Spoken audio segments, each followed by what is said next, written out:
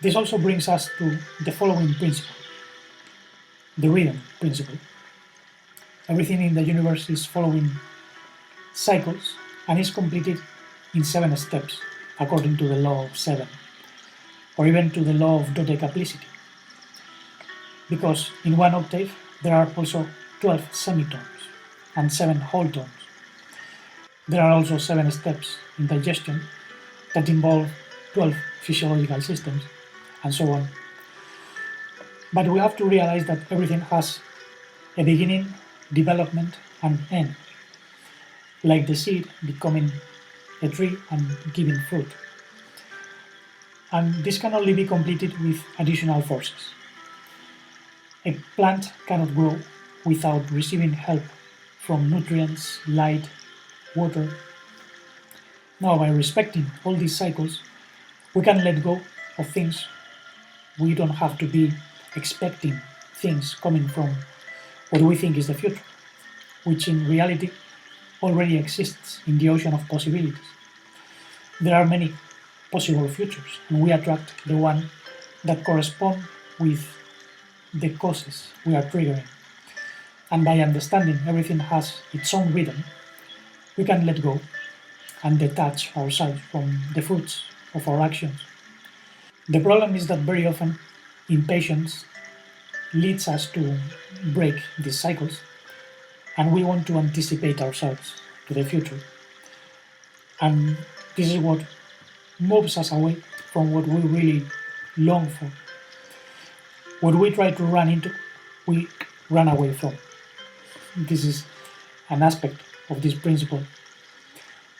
And also realize that within the divine soul, all possibilities are present.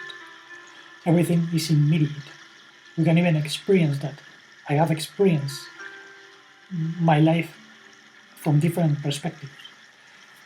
And I sense that what I'm living now is just a fragment, a snapshot, a detail, a nuance, because truth lies mostly in the particular aspects of life.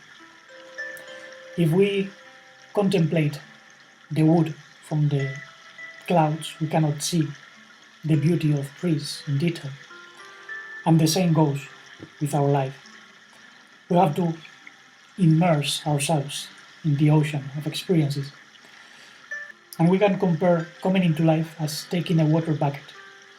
We can contemplate the water and then pour it back to the stream of what we are, which is much larger than what we think. The divine soul is limitless. And this leads us straight into the following principle, which we can call the Polarity Principle. Because in a manifested universe, everything comes in dual polar mode, because vibration oscillates between pole and pole, as in a pendulum. So, opposite poles are complementary aspects of the same process, just like the crest and the trough of the wave. We have different manifestations of the same process. Poles only differ in degree and direction, but they are basically the same. Both poles are reconciled with the law of three. The active, the receptive, and reconciling force are all coming together in a wholeness, especially in true reality. But in fragmented reality, we see that things get a bit confusing. Man and woman seem to be separate, but they are part of one whole. Actually, man and woman have aspects of the other within, both biologically, psychically, spiritually. We also have to understand that in this process, the extremes meet. The extreme of a pendulum ends up in the other extreme. So all truths are half-truths. And one pole can bring easily into the other. And this is why when we hit bottom in life, we can come with more light. We can find that even in the Moebius twist, the Moebius band. You go in one direction and you end up in the opposite. But the flows continue, leading you to the same direction in which you started. Other examples can be magnetism. Poles attract or repel depending on the complementarity of their polarity. For instance, pole minus and pole plus attract each other, but minus and minus repel each other, and positive repel each other. Now, we can also find polarity in the essence of energy and matter. Those are the two poles of manifested reality, but they are two sides of the same leaf. Energy equals matter multiplied by the speed of light squared. Even though I don't think there is a speed of light in itself, it depends on perception. Light does not travel, it depends on the speed of awareness. And we have to understand that the more energy we have, the lower is the density of matter. And the higher the density of matter, the lower the density of energy.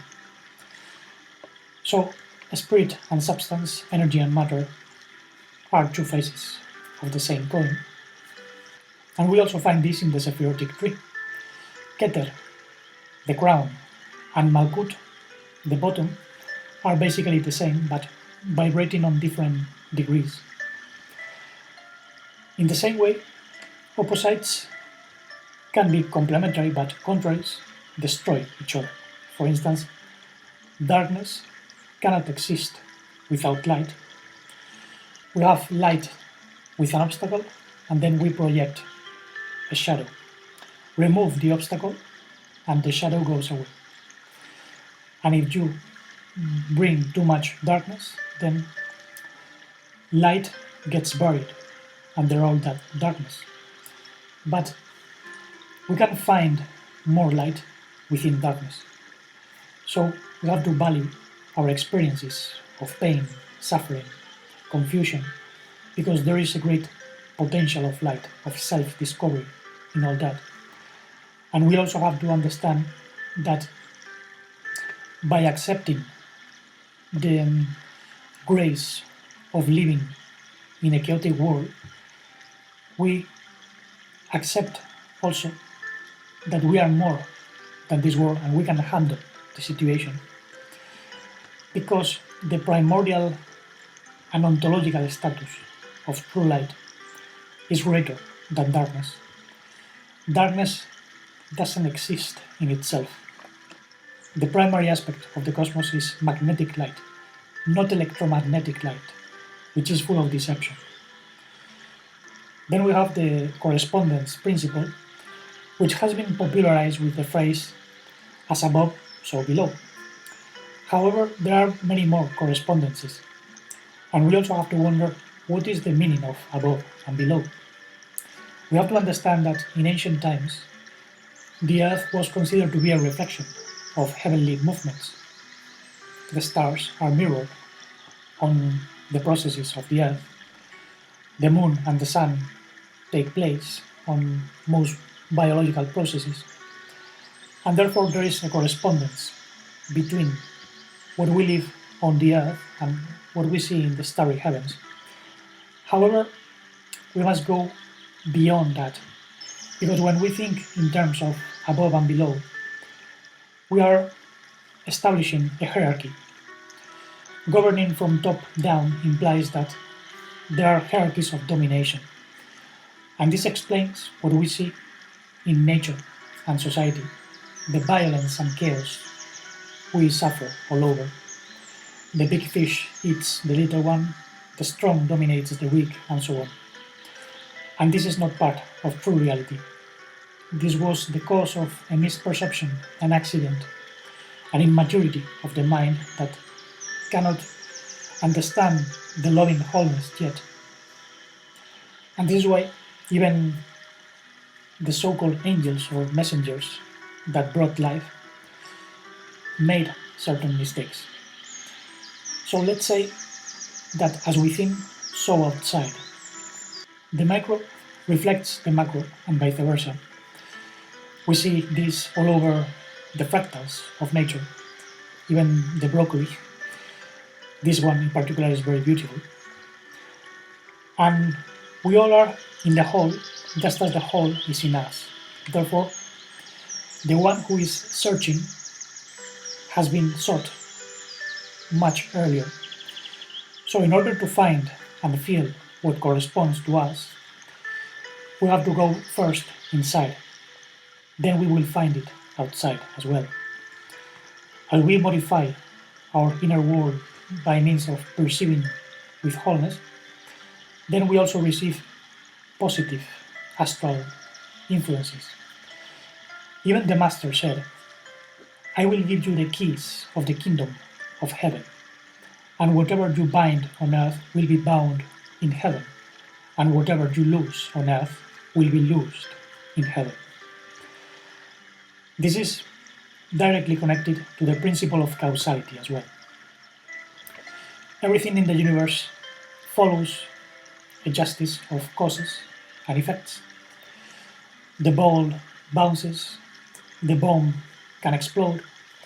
Even Isaac Newton defined this principle as, for every action there is an opposite and equal reaction. Action in Sanskrit is known as karma, and this is obvious. The question is, what causes and effects are we sowing and reaping constantly? As you sow, so you shall reap. Therefore, if we find ourselves in darkness, confusion, pain, we have to wonder what kind of attitudes led to that situation. Because when we, on the contrary, sow loving attitudes, compassionate attitudes, when we are more open and help others as well, the universe always finds a way to bring that back to us. Therefore, we have to be very thankful for everything we have. Everything has been a logical consequence of what was sown in the past. And this is why when we don't bring what is within ourselves, the life that is within ourselves, we get stagnated and we bring chaos. Even Master Ishu said, according to the Gospel of Thomas, if you bring forth what is inside you, what you have inside will save you. If you don't bring forth what you have inside, what you have inside will destroy you. Therefore, we have given the keys to cosmic justice. And this is why he said, "Blessed are those who hunger and thirst for righteousness through justice, because they will be satisfied." And finally, we have the principle of generation, by which, when we bring together the masculine and feminine poles of reality, the active and receptive poles, joining them by the third reconciling force, we are generating something new. This is the essence of the law of three, also known as the divine birth, the divine word, the origin of true love and life. But we have to find those principles in ourselves, in what we do. When we join fire and water, we get steam, vapor, spirit. The same goes with everything we do.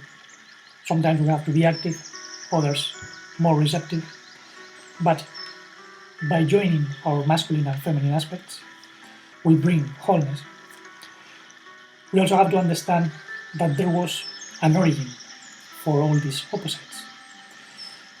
The infinite, limitless light, also known as Ein Sof Aur in Hebrew, has no opposites or forms.